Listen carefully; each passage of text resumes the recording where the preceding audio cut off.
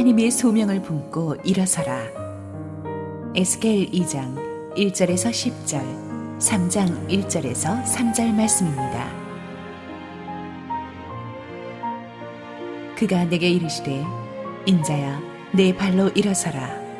내가 내게 말하리라 하시며, 그가 내게 말씀하실 때에 그 영이 내게 임하사 나를 일으켜 내 발로 세우시기로 내가 그 말씀하시는 자의 소리를 들으니, 내게 이르시되 인자야 내가 너를 이스라엘 자손 곧 패역한 백성 나를 배반하는 자에게 보내노라. 그들과 그 조상들이 내게 범죄하여 오늘까지 이르렀나니 이 자손은 얼굴이 뻔뻔하고 마음이 굳은 자니라. 내가 너를 그들에게 보내노니 너는 그들에게 이르기를 주 여호와의 말씀이 이러하시다 하라. 그들은 패역한 족속이라. 그들이 듣든지 아니 듣든지 그들 가운데에 선지자가 있음을 알지니라. 인자야 너는 비록 가시와 찔레와 함께 있으며 정갈 가운데에 거주할지라도 그들을 두려워하지 말고 그들의 말을 두려워하지 말지어다. 그들은 패역한 족속이라도 그 말을 두려워하지 말며 그 얼굴을 무서워하지 말지어다. 그들은 심히 패역한 자라. 그들이 듣든지 아니 듣든지 너는 내 말로 구할지어다. 너 인자야 내가 내게 이르는 말을 듣고 그 패역한 족속같이 패역하지 말고 내 입을 벌리고 내가 내게 주는 것을 먹으라 하시기로. 내가 보니 보라 한 손이 나를 향하여 펴지고 보라 그 안에 두루마리 책이 있더라. 그가 그것을 내 앞에 펴시니 그 안팎에 글이 있는데 그 위에 애가와 애곡과 재앙의 말이 기록되었더라. 또 그가 내게 이르시되 인자야 너는 발견한 것을 먹으라. 너는 이 두루마리를 먹고 가서 이스라엘 족속에게 말하라 하시기로. 내가 입을 벌리니 그가 그 두루마리를 내게 먹이시며 내게 이르시되 인자야 내가 내게 주는 이 두루마리를 내 배에 넣으며 내 창자에 채우라 하시기에 내가 먹으니 그것이 내 입에서 달기가 꿀 같더라. 할렐루야. 우리 살아계신 하나님께 영광의 박수 올려드리겠습니다. 귀한 찬양으로 섬겨주신 우리 새로운 성가대, 우리 감사합니다 하는 마음 가지고 우리 감사의 박수, 격려의 박수 드리겠습니다. 제가 많이 이렇게 더 칭찬해드리고 싶은데 지금 너무 긴장돼서 아무 말도 생각이 안 나요. 그 정도면 제가 할 수 있는 지금 최선입니다. 이해해 주시면 감사하겠습니다. 찬양인도 할 때는 괜찮은데 말씀만 전하려면 전할 때마다 가슴이 막 뜁니다. 주께서 저를 잠잠케 해주시기를 소망하면서 기도하고 말씀 전하도록 하겠습니다. 하나님, 이때 우리에게 필요한 말씀을 주께서 전하시리라 믿고 하나님 신뢰하며 주님 앞에 서기 원합니다. 이 시간 저는 감추시고 예수 그리스도의 존귀한 이름만 높여주시고 하나님 이때 우리 성도님들에게 필요한 말씀 나누어 주셔서 그 말씀이 생명이 되는 역사 보게 하여 주시옵소서. 감사드리며 살아계신 예수 그리스도 이름으로 기도합니다. 아멘. 네, 그러면 말씀을 나누도록 하겠습니다. 인생을 크게 보고 인생을 어느 한 부분만 보는 것이 아니라 인생 전체를 한 그림으로 보고 말할 때 인생에 있어서 가장 중요한 것, 인생 전체에 있어서 가장 중요한 게 무엇일까라는 질문을 좀 드리고 싶습니다. 무엇이라고 생각하십니까? 많은 이야기들을 하실 수 있겠지만 인생 전체를 볼 때 가장 중요한 것 중에 하나가 방향성이라고 생각합니다. 방향성 말입니다. 아무리 우리가 하루하루를 열심히 사는 것도 중요하지만 열심히 살 때 방향성을 정확하게 하지 않고 열심히 살면 마치 이런 상황이 벌어집니다. 제가 수영을 배울 때 옆에 분을 봤는데 앞도 보지 않고 팔만 열심히 젓기 시작하는 분을 봤습니다. 계속 옆으로 갑니다. 계속 옆으로 가요. 마치 그런 것처럼 열심히 살 때 방향성이 없으면 우리가 원하지 않는, 어쩌면 하나님께서 우리의 인생을 향해서 원하지 않는 잘못된 방향으로 가게 될 염려가 굉장히 많이 있다는 것입니다. 성도님들에게 있어서도 가장 중요한 것이 무엇일까? 인생의 방향성을 정하는 것입니다.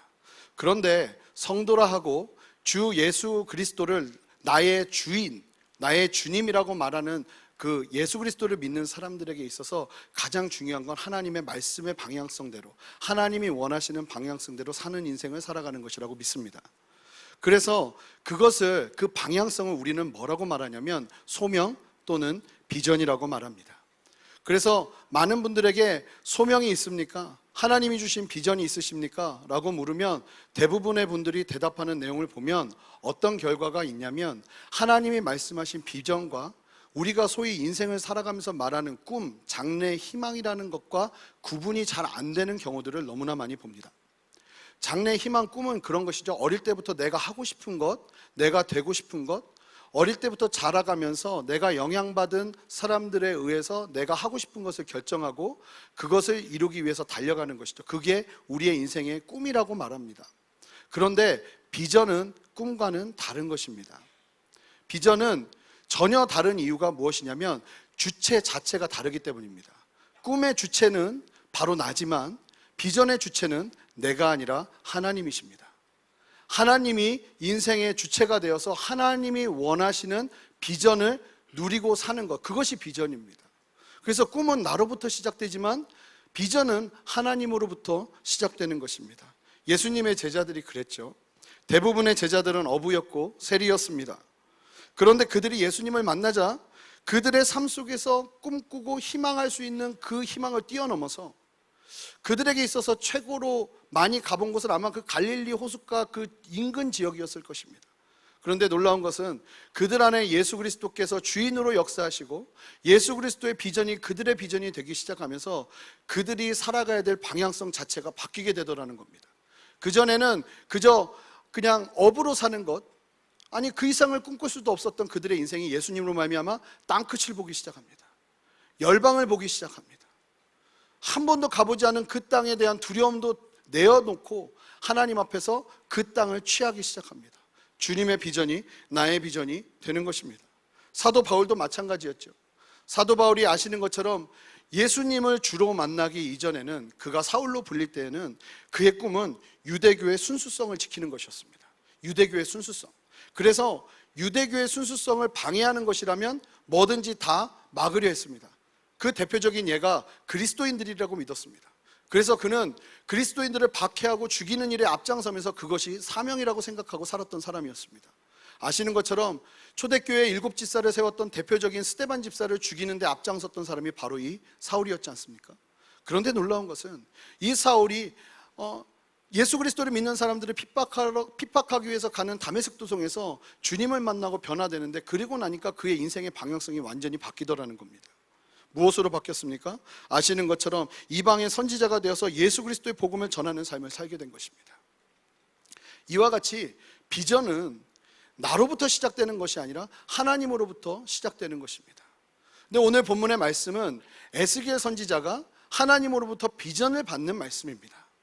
에스겔 선지자는 당시에 굉장히 어려운 상황 가운데 있었던 사람이었습니다. 그리고 에스겔 선지자는 제사장 집안에 태어났던 사람이었습니다. 이 남유다에 있었던 사람이었는데 이 남유다가 바벨론에 망해서 포로로 끌려가게 됩니다. 그때 같이 끌려오게 됩니다. 절대로 있을 수 없는 일이라고 생각했던 나라가 망하게 되었단 말입니다. 그것도 그 맨 앞에 제사장 직분에 있었던 그 집안에서 자랐던 에스겔에게는 엄청난 큰 충격이었을 것입니다. 그런데 그에게 나타나셔서 주님이 비전을 주시기 시작합니다. 그런데 재밌는 사실은 보통은 주님께서 비전을 주시는 상황을 아주 이렇게 자세하게 설명하고 있지 않습니다.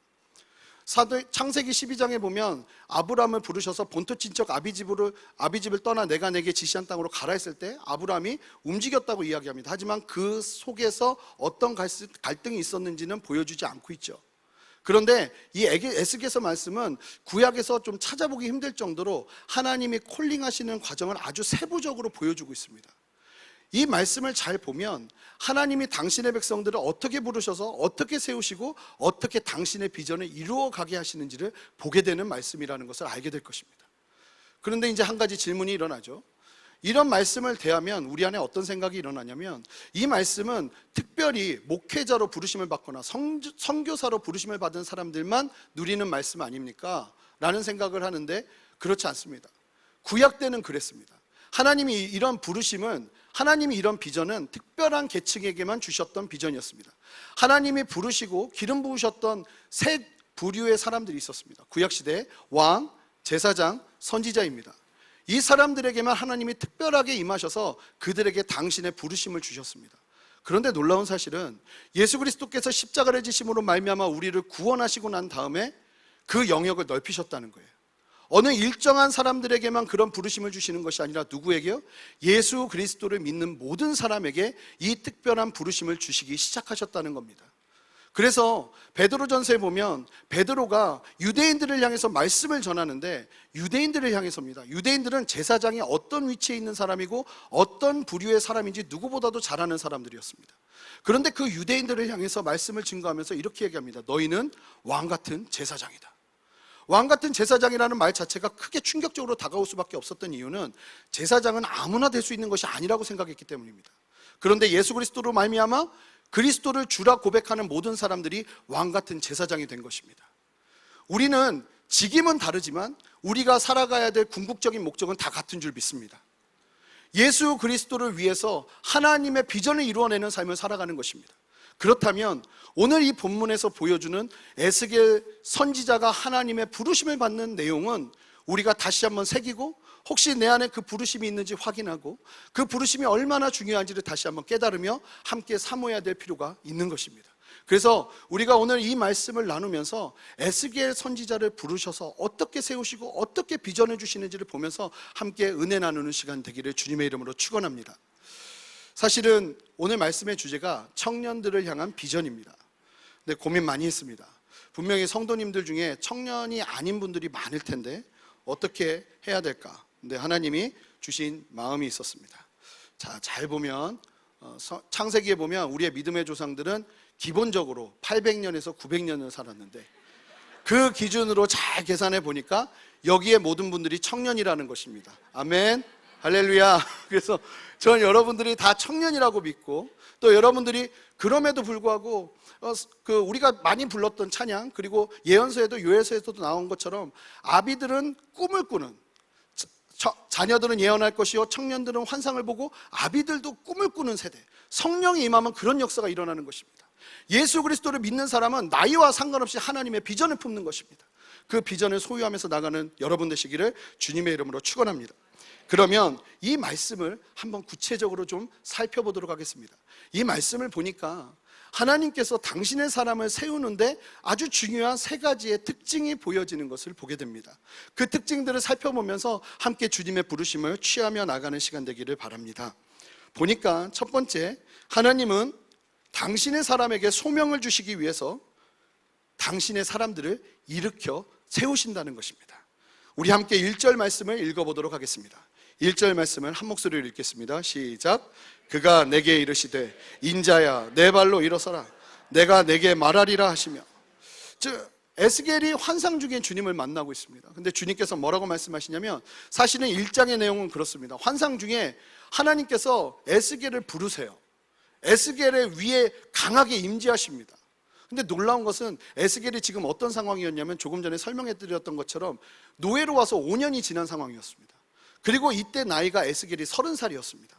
이 30살은 제사장으로서 직무를 시작하는 나이가 30살입니다.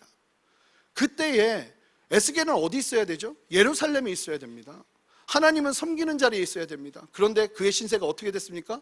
노예가 되어서 나라는 망했고 이방의 아주 깊은 바벨론 그 중심 가운데 있어서 노예 생활을 하면서 살아가는 그 자신이 얼마나 초라하고 힘들었을까요? 그런데 그때 에스겔의 생각을 뛰어넘는 하나님의 임재가 에스겔에게 임합니다.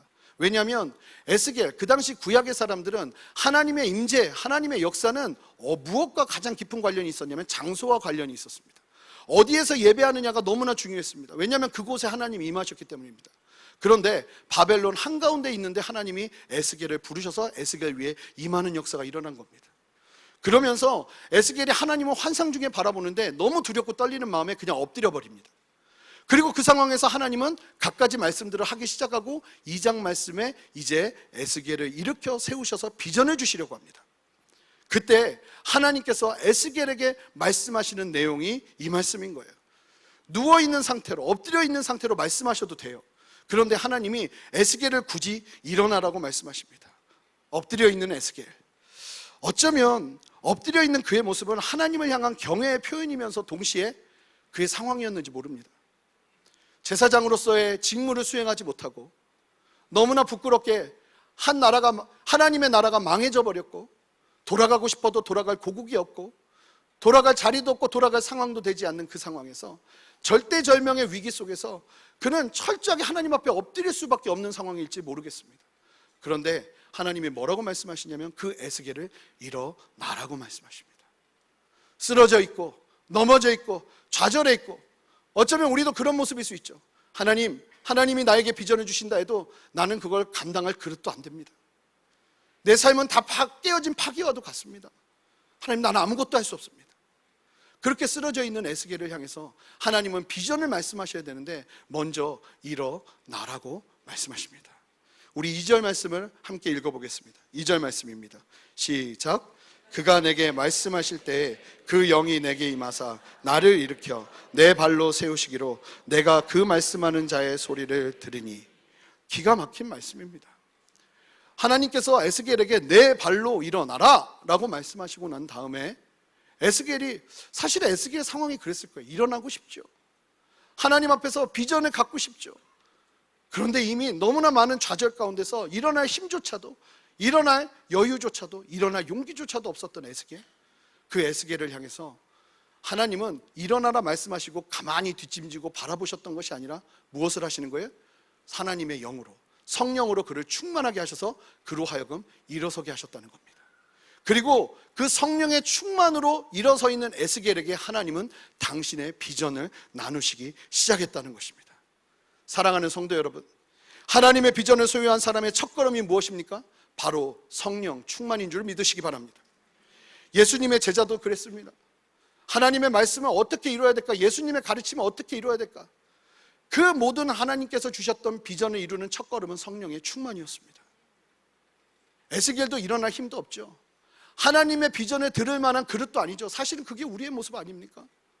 우리에게는 어떠한 의도 없어서 하나님의 말씀과 하나님의 비전을 드러낼 만한 그릇도 안 되는 우리들에게 하나님이 만약에 비전을 나누시고 하나님의 소망을 나누시고 하나님의 동역자로 세우신다면 어떻게 우리가 그 일들을 감당하겠습니까? 그런데 놀라운 사실은 그 일을 감당하게 할 수 있도록 성령 하나님을 우리에게 부어주신다는 것입니다. 무엇을 기도하십니까? 성령 충만을 기도하시는 여러분 되시기를 바랍니다. 사랑하는 성도 여러분, 자녀들을 위해서 가장 집중적으로 해야 될 기도가 무엇일까요? 저는 성령 충만이라고 믿습니다. 성령 충만해야 하나님 앞에 일어설 수 있습니다. 성령 충만해야 하나님의 비전을 담아낼 수 있습니다. 성령 충만해야 하나님이 말씀하시는 비전의 소리를 들을 수 있습니다. 저는 저희 아이들이 어리지만 딸이 둘이 있는데 이 두 아이를 위해서 기도할 때 가장 먼저 기도하는 건 항상 이 기도입니다. 하나님, 어린 시절부터 성령 충만하게 해주십시오. 그래야 하나님 앞에서 일어설 수 있어요. 그래야 하나님의 비전을 들을 수 있어요. 사랑하는 성도 여러분, 성령의 충만을 구하시기 바랍니다. 내가 하나님의 일을 감당하기에 너무 부족하다는 어떤 자책감, 연약함, 그것들이 크게 보이십니까? 그렇다면 성령의 충만을 구하시면서 성령의 능력을 구하시는 여러분 되시기를 바랍니다. 그때 주님은 일하실 것이에요. 두 번째, 하나님은 하나님의 눈으로 세상을 보여주시고 그 세상에서 해야 할 일들을 말씀하시는 것을 봅니다. 잘 보시면 에스겔을 이제 세우셔서 하나님은 당신의 비전을 말씀하시려고 합니다. 그 비전을 말씀하시면서 무엇을 보여주시냐면 세상의 어떠함을 보여주십니다. 우리 함께 3절부터 5절까지의 본문 말씀을 한 목소리로 읽어보겠습니다. 함께 읽겠습니다. 시작. 내게 이르시되 인자야, 내가 너를 이스라엘 자손 곧 패역한 백성 나를 배반하는 자에게 보내노라. 그들과 그 조상들이 내게 범죄하여 오늘까지 이르렀나니 이 자손을 얼굴이 뻔뻔하고 마음이 굳은 자니라. 내가 너를 그들에게 보내노니 너는 그들에게 이르기를 주 여호와의 말씀이 이러하시다 하라. 그들은 패역한 족속이라. 그들이 듣든지 아니 듣든지 그들 가운데에 선지자가 있음을 알지니라. 아멘. 제3자의 입장에서, 그냥 관찰자의 입장에서 지금 상황의 이스라엘 백성들을 본다면 이스라엘 백성들은 참 불행하고 불쌍한 사람들입니다. 나라를 잃었잖아요. 나라를 잃은 정도가 아니라 노예가 되어서 바벨론에서 노예로 살아가고 있는 사람들입니다. 어떻게 보면 정말 눈물 없이는 함께 있을 수 없는 사람들이 그 사람들입니다. 그런데 하나님은 그 이스라엘을 향해서 전혀 다른 시각으로 에스겔로 하여금 이스라엘 백성들을 바라보게 하십니다. 하나님이 이스라엘 백성들을 뭐라고 말씀하시냐면 이렇게 얘기하십니다. 첫 번째, 패역한 백성이라고 말씀하십니다. 이 패역한은 배반하는 백성이라는 의미입니다. 그리고 또 말씀하십니다. 하나님을 배반하는 자. 그리고 얼굴이 뻔뻔하고 마음이 굳은 자. 하나님이 어떤 말씀을 해도 절대로 몸을 굽히지 않고 하나님의 말씀 앞에 순종하지 않는 사람들. 하나님은 당신의 비전을 이루어야 할 곳이 어딘지 아시는 분이십니다. 하나님이 우리에게 비전을 주시면 우리는 그 비전을 어디서 이루어야 될까요? 교회에서 이루는 것이 아니죠. 세상에 나가야 합니다. 우리가 결국 상대해야 될 비전을 이루어야 될 대상은, 그 필드는 이곳이 아니라 바로 세상이라는 것입니다. 그런데 하나님께서 에스겔을 세우면서 에스겔이 상대해야 될 이스라엘을 말씀하시는데 불쌍하고 가난하고 힘들고 어려운 자들이라고 말씀하시는 것이 아니라 하나님의 눈으로 평가하는, 하나님의 눈으로 바라보는 이스라엘을 말씀하신다는 겁니다. 이 말씀을 통해서 알 수 있는 것은, 소명을 받은 사람은 세상에 대한 현실 감각이 하나님의 눈으로 아주 뛰어난 사람이어야 된다고 믿습니다. 무슨 말씀이냐면, 세상의 가치관과 가치 기준에 뛰어난 사람이 아니라, 세상이 바라보는 것을 함께 바라보는 사람이 아니라 하나님의 눈으로 세상을 판단하고, 그리고 하나님의 눈으로 세상이 어떠한 것인지를 볼 수 있는 눈이 있는 사람이 하나님의 사람이라고 믿습니다. 사랑하는 성도 여러분, 우리가 살아가는 세상, 우리가 상대해야 되는 세상이 어떤 곳입니까?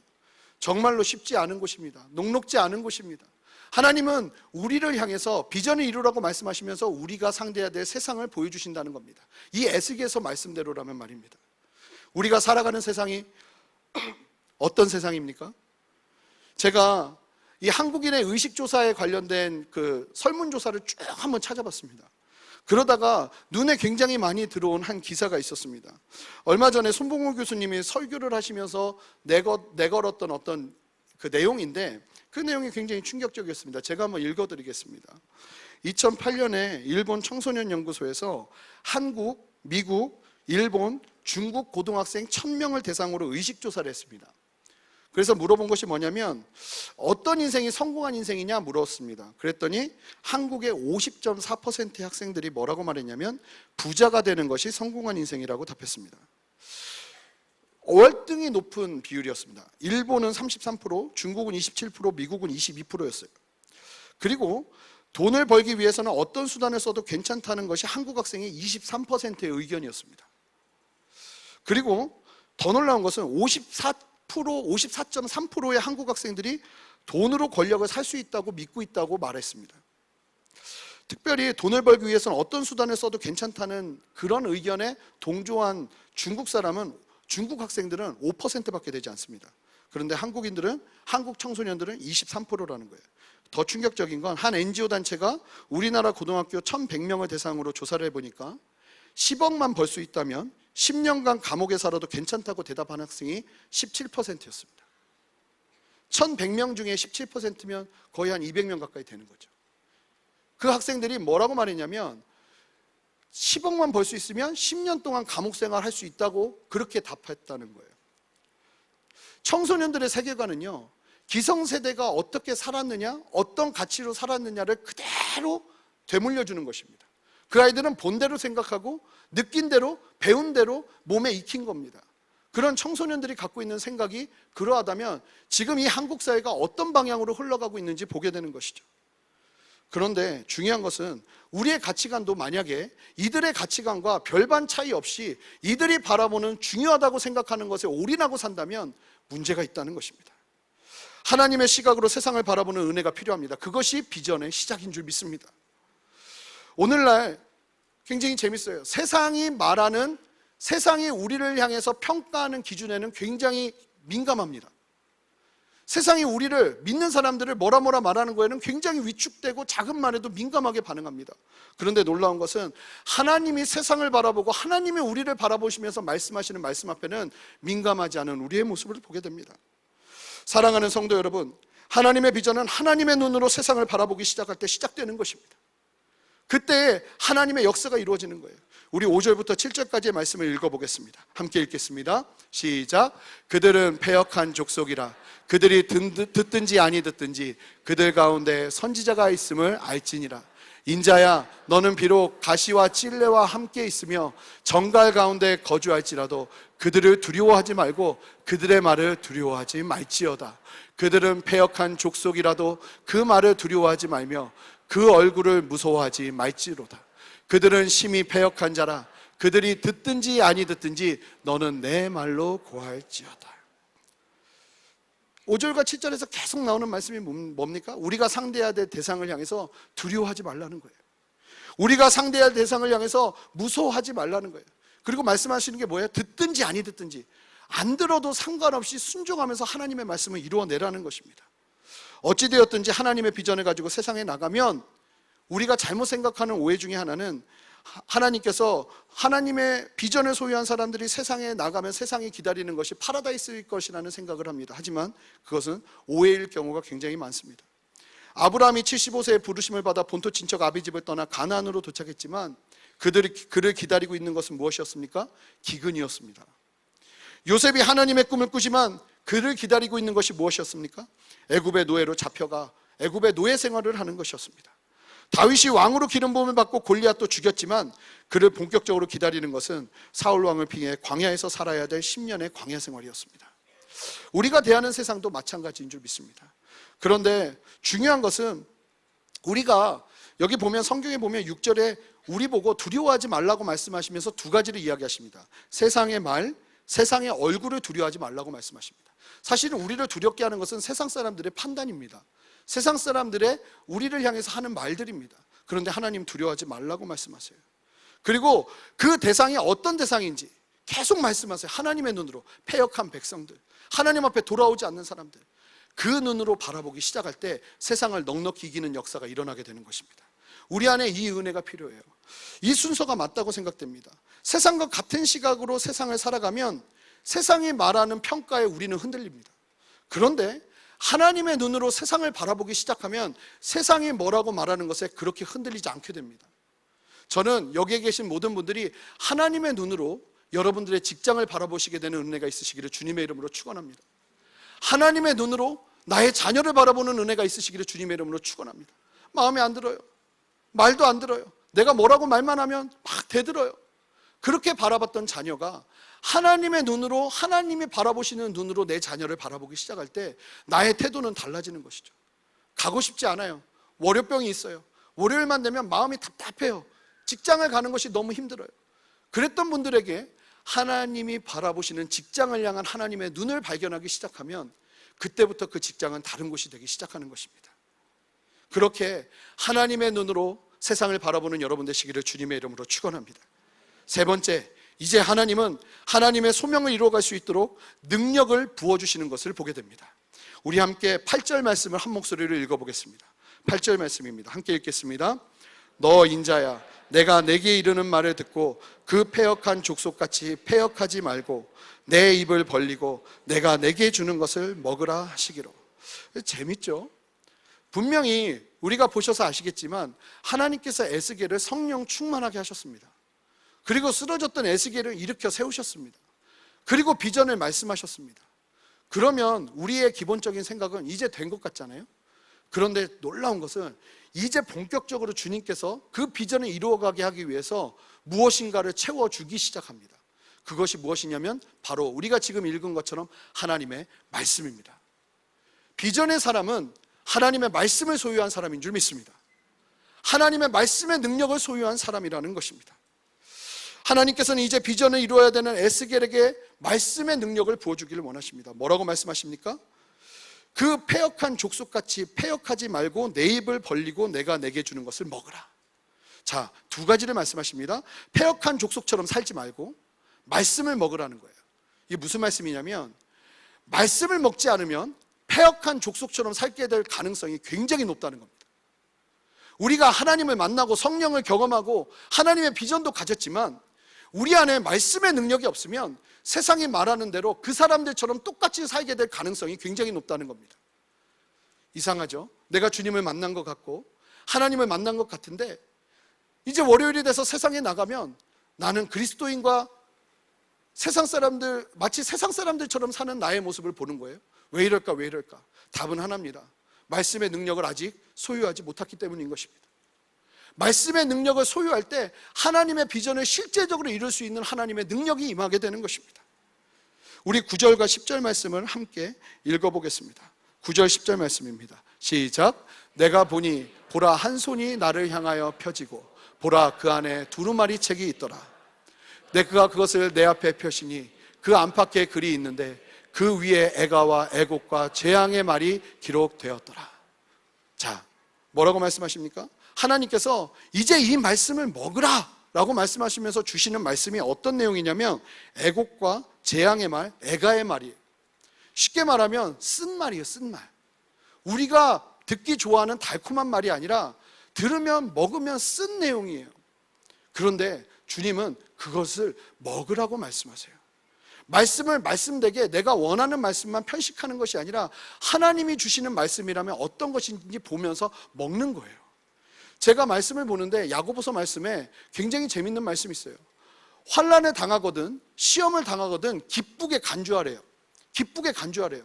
그리고 참고 하면서 하나님 앞에서 기쁨으로 그 상황들을 이겨내래요. 근데 그 당시에 그 야고보서가 증거되었던 시절에 이 그리스도인들은 목숨에 경각이 달려있는 예수 그리스도를 믿는 것 때문에 그랬던 사람이거든요. 근데 그 사람들에게 너희들이 그렇게 참으면 하나님이 주시는 무엇인가 있다고 말씀하시는 거예요. 그것이 뭔지 아세요? 저는 막 기대가 되는 거죠. 도대체 어떤 것을 주시려고 하나님이 참으라고 그러시는가. 그러더니 이렇게 얘기하시는 거예요. 너에게 줄 것은 인내니라 이러시는 거예요. 인내. 내가 참는데 인내 받으려고 그렇게 참는단 말이야? 막 이 생각이 드는 거예요. 그런데 하나님이 다시 말씀하시기 시작하는 거예요. 저에게. 만약에 하나님이 시험 가운데 그렇게 참는 사람에게 주시는 것이 인내라면 내가 지금까지 알아왔던 인내는 가치 없는 인내인데 하나님이 말씀하신 인내는 엄청난 가치가 있는 것이라는 거예요. 우리의 생각과 우리가 원하는 것과 우리의 기호에 따라서 말씀을 먹는 것이 아니라 하나님이 만약에 인내가 가치 있는 것이라고 말씀하시면 나의 삶과 나의 생각과 나의 방향성을 바꾸는 것이죠. 인내가 소중한 것으로 여기면서 사는 것이에요. 인내가 주는 능력이 무엇인지를 보면서 살게 되는 것이에요. 말씀은 그런 것입니다. 하나님이 재앙의 말씀을 주신다 할지라도 그냥 내가 듣기 싫은 말씀을 주신다 할지라도 우리가 하나님의 비전을 위해서 이루기 위해서 필요한 것이 무엇이냐면 그 말씀을 먹는 것이에요. 3장 1절부터 2절까지의 말씀을 우리 한 목소리로 읽어보겠습니다. 읽겠습니다. 또 그가 내게 이르시되 인자야 너는 발견한 것을 먹으라. 너는 이 두루마리를 먹고 가서 이스라엘 족속에게 말하라 하시기로 내가 입을 벌리니 그가 그 두루마리를 내게 먹이시며. 비전의 사람은 말씀의 사람인데 이 말씀도 지금 똑같습니다. 에스겔에게 일어나라고 말씀하셨는데 에스겔이 못 일어나잖아요.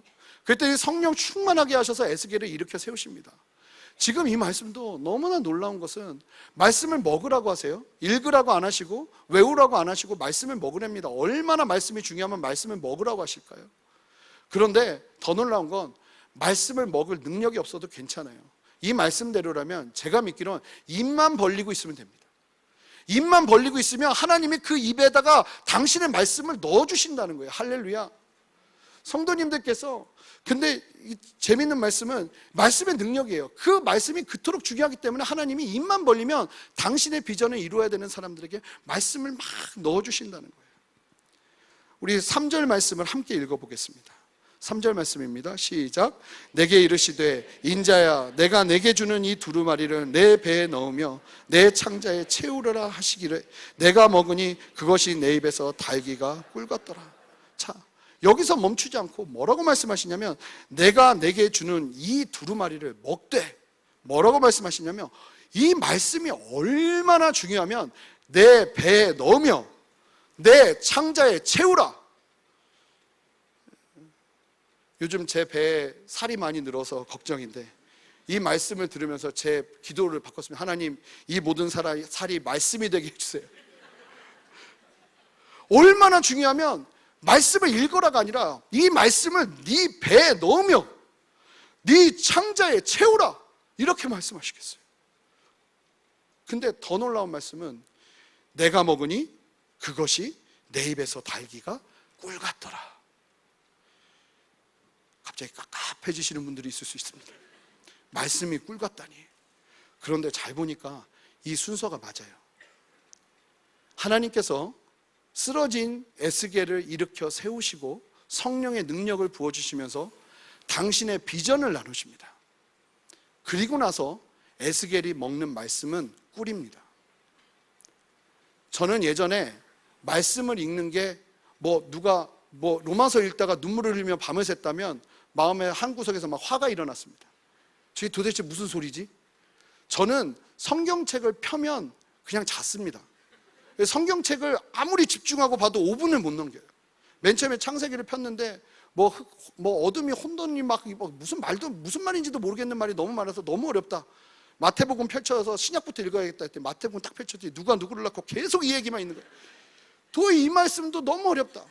하나님이 죄인이라고 말하는 것도 어렵고 서신서에서 말하는 내용은 너무 어렵고 재미도 하나도 없고.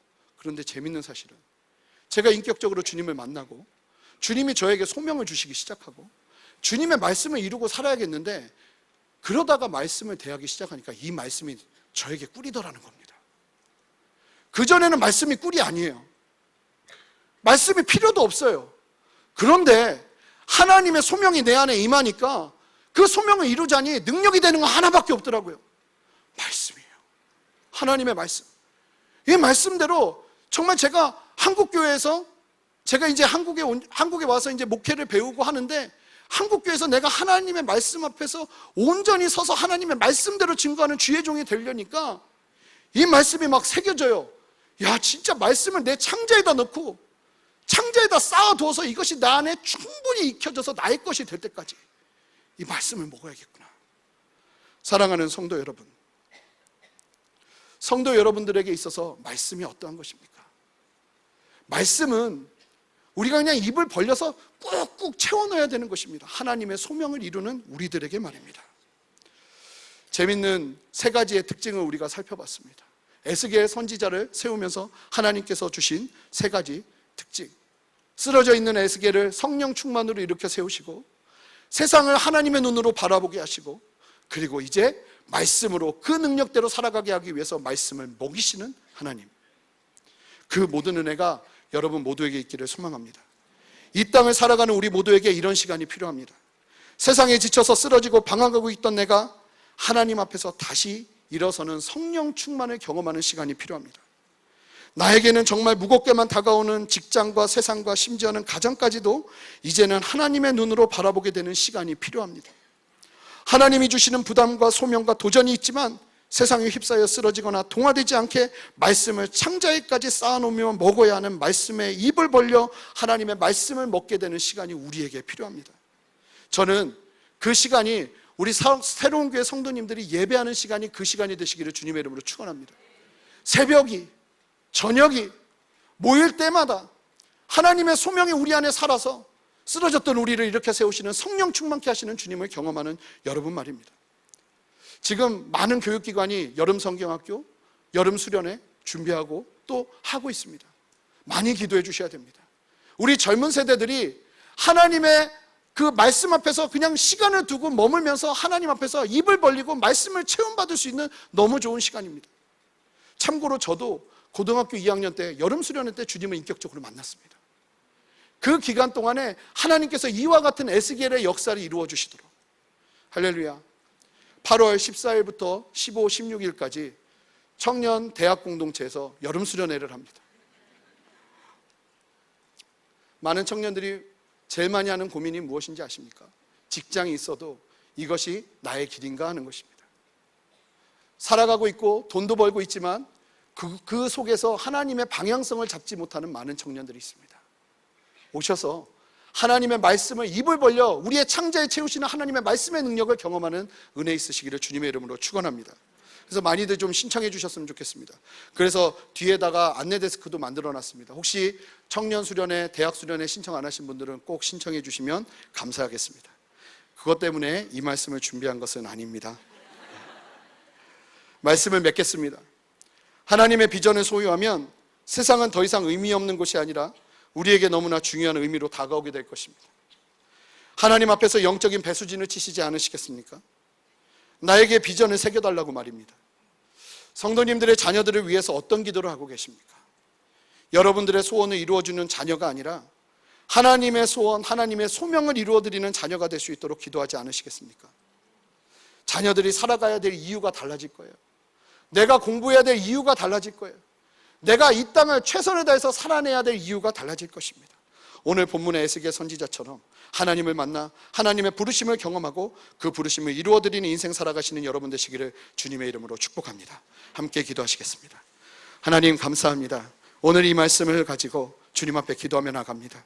하나님, 혹여나 아직 내 안에 인생의 방향성을 결정하지 못하고 하나님께서 원하시는 나를 향한 당신의 계획을 발견하지 못한 그런 성도님들이 계신다면 하나님, 이 시간이 계기의 시간이 되게 하셔서 하나님의 소명을 붙잡고 나가는 은혜 허락하여 주시옵소서. 이 시간 입술을 열어, 입을 열어 하나님의 말씀의 은혜를 받기 위해 입을 벌리고 주님 앞에 나아가는 우리 성도님들에게 말씀을 채워주시되 능력을 채워주시되 그 말씀이 내장에 차고 창자에 채워지는 놀라운 은혜로 역사하여 주시옵소서. 그렇게 하실 주님 찬양하고 감사드리며 예수 그리스도 이름으로 기도합니다. 아멘.